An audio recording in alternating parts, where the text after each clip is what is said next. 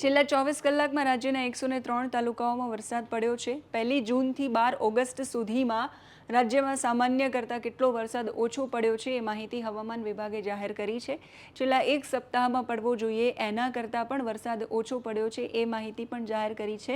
એની સાથે આજના દિવસની માહિતી, આજના દિવસે કયા જિલ્લાઓમાં ભારે વરસાદની ચેતવણી છે અને હવે પછીના દિવસોમાં વરસાદની શું સ્થિતિ રહેવાની છે, તમામ વિષયો પર વાત કરીશું। સૌથી પહેલાં એ જોઈ લઈએ કે છેલ્લા 24 કલાકમાં કયા કયા વિસ્તારોમાં કેટલો વરસાદ પડ્યો છે। ખેડાના માતરમાં 1.10 ઇંચ એટલે 1 ઇંચ જેટલો વરસાદ છે। ખેડામાં 1 ઇંચ, નાના પોંઢામાં 94 mm, નેત્રંગમાં 75, 0.75, ગણદેવીમાં 0.71, પારડીમાં 0.71, તળાજામાં 0.63, નડિયાદમાં 0.59, કઠલાલમાં 0.55 અને મૌદામાં 0.55 એટલે આ વરસાદ છે એ 1 ઇંચ કરતાં પણ ઓછો વરસાદ પડ્યો છે। એ સ્થિતિ છે કે ગુજરાતમાં હજુ પણ વરસાદની વધારે જરૂર છે। એની સામે કચ્છ સૌરાષ્ટ્રના વિસ્તારોમાં વરસાદ છે ઘટી રહ્યો છે। હવે જોઈ લઈએ સિઝનનો વરસાદ, આખી સિઝનનો વરસાદ છે ગુજરાતના કયા ઝોનમાં કેટલો પડ્યો છે। સૌથી પહેલાં વાત કરીએ કચ્છ ઝોનની। આ સરેરાશ વરસાદ કચ્છ ઝોનનો છે, 29.13% વરસાદ પડ્યો છે। સૌથી વધારે ઘટ છે એ કચ્છ ઝોનમાં છે વરસાદની। ઉત્તર ગુજરાતમાં 56.2% સરેરાશ વરસાદ પડ્યો છે। મધ્ય પૂર્વ ગુજરાતની અંદર 73.97% સરેરાશ વરસાદ પડ્યો છે। એની સાથે સૌરાષ્ટ્રમાં 55.59% વરસાદ પડ્યો છે અને દક્ષિણ ગુજરાતમાં 101% વરસાદ પડ્યો છે। સૌથી સારી સ્થિતિ દક્ષિણ ગુજરાતની અંદર છે અને ત્યાર પછી મધ્ય પૂર્વ ગુજરાતની છે। બંગાળની ખાડીમાંથી જેટલી પણ સિસ્ટમો સામે આવી એ સિસ્ટમો છે ગુજરાત પર આવી અથવા તો ગુજરાતમાંથી ઉપરથી પસાર થઈ રાજસ્થાન તરફથી, તો એની અસર છે દક્ષિણ ગુજરાત અને મધ્ય પૂર્વ ગુજરાતમાં સૌથી વધારે થઈ। ઉત્તર ગુજરાત, સૌરાષ્ટ્ર અને કચ્છ એ એવા વિસ્તારો છે કે જે હજુ પણ વરસાદની રાહ જોઈ રહ્યા છે।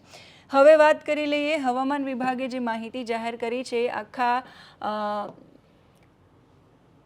સપ્તાહની, આખી સિઝનની અને સપ્તાહની એના વિશે। તો સૌથી પહેલાં તમે આ બે મેપ જોઈ રહ્યા છો। આ પહેલો મેપ છે એ 1 જૂનથી લઈ અને 12 ઓગસ્ટ સુધીનો છે કે ક્યાં કેટલો વરસાદ પડ્યો છે અને કેટલી ઘટ છે। તો સૌથી પહેલાં આ મેપ પર નજર કરીએ તો તમે જે વાદળી કલરમાં જોઈ રહ્યા છો એ બધી જગ્યાઓ એવી છે કે જ્યાં સામાન્ય કરતાં વધારે વરસાદ પડ્યો છે। જે તમે ગ્રીન કલર જોઈ રહ્યા છો ત્યાં એ એવી સ્થિતિ દર્શાવે છે કે ત્યાં સામાન્ય વરસાદ પડ્યો છે અને ઘટ હશે તો પણ બહુ ઓછી છે। પીળો અને ઓરેન્જ કલર છે એ દર્શાવી રહ્યો છે કે ત્યાં સ્થિતિ અતિશય ખરાબ છે। હવે એ કયા જિલ્લાઓ છે કે જ્યાં સ્થિતિ અતિશય ખરાબ છે, તો એ જિલ્લામાં સૌથી પહેલાં આપણે વાત કરીએ એમ કે સામાન્ય કરતાં 50% વરસાદની ઘટ છે કચ્છની અંદર। કચ્છમાં સ્થિતિ અતિશય ખરાબ છે, -50 એટલે કચ્છમાં -50% એટલે આ સામાન્ય સ્થિતિ હોવી જોઈએ એના કરતાં પણ 50% વરસાદની ઘટ છે। એની સાથે સાથે દેવભૂમિ દ્વારકા છે, દેવભૂમિ દ્વારકામાં -86 એટલે 86% સરેરાશ વરસાદની ઘટ દેવભૂમિ દ્વારકામાં છે। પોરબંદરમાં -69 એટલી વરસાદની ઘટ છે। એની સાથે સાથે આ તરફ સાબરકાંઠામાં -36%, અરવલ્લીમાં -35% અને દાહોદમાં -32% આ જિલ્લાઓમાં વરસાદની ઘટ છે। એની સાથે જામનગરમાં 53%, રાજકોટમાં -21%, જૂનાગઢમાં -27% અને ગીર સોમનાથમાં -30% વરસાદની ઘટ છે। હવે સામાન્ય સ્થિતિ ક્યાં છે, તો બનાસકાંઠા છે ત્યાં સામાન્ય કરતાં થોડું ઓછું એટલે -12% છે। પાટણમાં 8 છે એટલે ત્યાં સ્થિતિ સારી છે।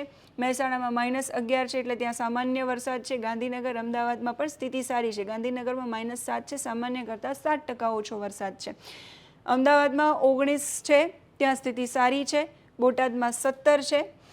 વડોદરાની અંદર -14 છે, છોટાઉદેપુરની અંદર -72, પંચમહાલમાં 12 અને મહીસાગરમાં 15 આ બધા વિસ્તારો ગ્રીન કલરના છે, ત્યાં સ્થિતિ સામાન્ય છે। સામાન્ય કરતાં વધારે વરસાદ મોરબીમાં 22%, સુરેન્દ્રનગરમાં 39%, અમરેલીમાં 26, ભાવનગરમાં 20, ખેડામાં 57%, આણંદમાં 35, ભરૂચમાં 43, નર્મદામાં 23, સુરતમાં 57, તાપીમાં 26 અને ડાંગમાં 41, નવસારીમાં 63 અને વલસાડમાં 73 આ જે બધા વિસ્તારો છે એમાં આટલો વધારે વરસાદ પડ્યો છે એ સ્થિતિ એ દર્શાવે છે।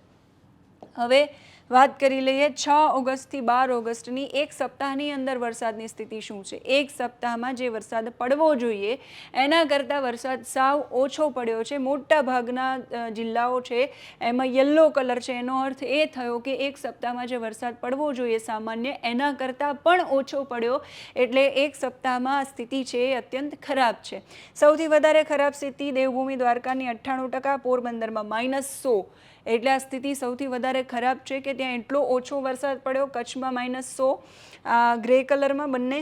જામનગરમાં -99, ત્યાં પડવો જોઈતો તો એક સપ્તાહમાં 6 ઓગસ્ટથી 12 ઓગસ્ટ સુધી, પણ નથી પડ્યો એટલો. મોરબીમાં -99, સરેરાશ કરતાં 99% વરસાદ ઓછો છે ગયા અઠવાડિયામાં. રાજકોટમાં પણ 99%, જૂનાગઢમાં 99, ગીર સોમનાથમાં 99, અમરેલીમાં 92, ભાવનગરમાં -82, બોટાદમાં -99 અને સુરેન્દ્રનગરમાં -99. કચ્છ અને સૌરાષ્ટ્રના વિસ્તારો કે જ્યાં સૌથી વધારે ખરાબ સ્થિતિ છે. એક સપ્તાહની વાત છે આ, 6 તારીખથી 12 તારીખ સુધી. ગાંધીનગરમાં પણ ખરાબ સ્થિતિ છે, અમદાવાદ અને આણંદ છે, બાકી બધા જે વિસ્તારો છે ત્યાં પણ સ્થિતિ છે સૌથી વધારે ખરાબ છે. ગયા સપ્તાહમાં 6 તારીખથી 12 તારીખ સુધી જે વરસાદ પડવો જોઈએ એ નથી પડ્યો.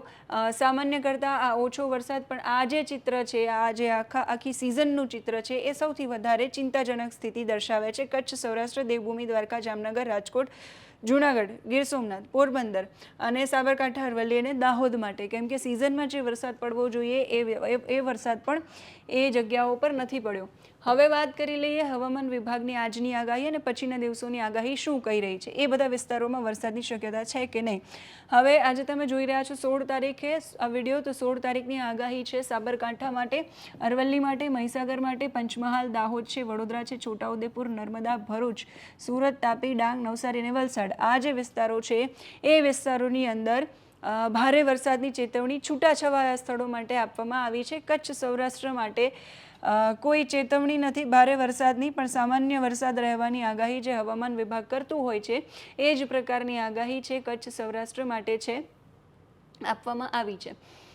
હવે આ 16 તારીખનો મેપ છે. 16 તારીખ માટેનું પૂર્વાનુમાન હવામાન વિભાગનું, જેમાં સાબરકાંઠાથી લઈ અને વલસાડ સુધીનો જે પટ્ટો છે, સાબરકાંઠા, અરવલ્લી, ખેડા, મહીસાગર, પંચમહાલ, દાહોદ, આણંદ, વડોદરા, છોટાઉદેપુર, ભરૂચ, નર્મદા, સુરત, તાપી, નવસારી, ડાંગ, વલસાડ, આ જે બધા વિસ્તારો છે ત્યાં હળવોથી મધ્યમ અને ક્યાંક ભારે ઝાપટું પડી જાય એવી શક્યતા છે. વાવ, થરાદ, બનાસકાંઠા, પાટણ, મહેસાણા, ગાંધીનગર, અમદાવાદ, સુરેન્દ્રનગર, રાજકોટ, બોટાદ, ભાવનગર, અમરેલી, જૂનાગઢ અને ગીર સોમનાથ, એ બધા વિસ્તારોમાં મધ્યમથી સામાન્ય વરસાદ પડે એવી સ્થિતિ. અને કચ્છ, મોરબી, જામનગર, દેવભૂમિ દ્વારકા અને પોરબંદર સાવ સામાન્ય ઝાપટા પડે એ પ્રકારની આગાહી હવામાન વિભાગની.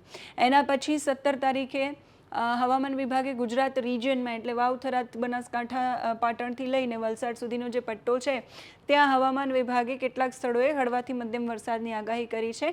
અને કચ્છ, સૌરાષ્ટ્રમાં પણ હળવો મધ્યમ ઝાપટાની આગાહી કરી છે. આ પ્રકારની પરિસ્થિતિ છે એ 21-22 તારીખ સુધી રહેવાની છે. 21-22 તારીખ પછી બંગાળની ખાડીમાં હલચલ થાય અને પછી કોઈ સિસ્ટમ છે એ બને અને પછી એ સિસ્ટમ આગળ વધે અને એની અસર છે એ ગુજરાત પર થાય, એ પ્રકારની પરિસ્થિતિ છે એ હવામાન વિભાગના મોડેલો પણ દર્શાવી રહ્યા છે. અપેક્ષા રાખીએ કે એ પ્રકારની પરિસ્થિતિ પ્રમાણે વરસાદ પડે અને એ વરસાદ છે એ ગુજરાતમાં સાર્વત્રિક વરસાદ લઈને આવે. અને એ વરસાદના કારણે જે જિલ્લાઓમાં સૌથી વધારે ઘટ છે, જેમ કે કચ્છ છે, દ્વારકા છે, પોરબંદર છે, જેને દુકાળગ્રસ્ત જાહેર કરવાની નોબત આવી ગઈ છે, એવી માંગ પણ કરવામાં આવી રહી છે. એ ન કરવું પડે અને એની સ્થિતિ છે બહુ જ સારી રહે એવી અપેક્ષાઓ છે એ રાખવામાં આવી છે. તો 22 તારીખ સુધીની હવામાન વિભાગની આગાહી અને આ 26 તારીખનું તમે હવામાન વિભાગનું જે મોડેલ છે એ જોઈ રહ્યા છો. 26 તારીખ આસપાસ આ જે વિસ્તાર છે બંગાળની ખાડી, ત્યાં મોટા ભાગે હલચલ જોવા મળે છે અને એ હલચલ છે એ નવી સિસ્ટમ પણ લઈને આવે છે. અને એ સિસ્ટમ છે એ આગળ વધશે તો ગુજરાતની અંદર વરસાદ અને સાર્વત્રિક વરસાદની અપેક્ષાઓ, અને હવામાન નિષ્ણાંતો પણ કહી રહ્યા છે કે આ મહિનાના અંતમાં, ઓગસ્ટના અંતમાં વરસાદ સારો પડશે અને જે સ્થિતિ છે દેવભૂમિ દ્વારકા, પોરબંદર કે કચ્છની, એમાં પરિવર્તન આવશે, બદલાશે. આગાહીઓ છે લાંબા સમયની આગાહીઓ છે, એમાં ફેરફારો થતા રહે છે. એટલે હવામાન વિભાગ જે આગાહી આપે છે એ સચોટ આગાહીઓ તમારા સુધી અમે પહોંચાડતા રહીએ છીએ. તમારા ગામ, જિલ્લા, વિસ્તારમાં કેવો માહોલ છે, આગાહી પ્રમાણે વરસાદ પડ્યો છે કે નહીં, કમેન્ટમાં તમારા ગામ, જિલ્લાના નામ સાથે લખીને અમારા સુધી પહોંચાડી શકો છો. અત્યારે આ વિડીયોમાં બસ આટલું જ. નમસ્કાર.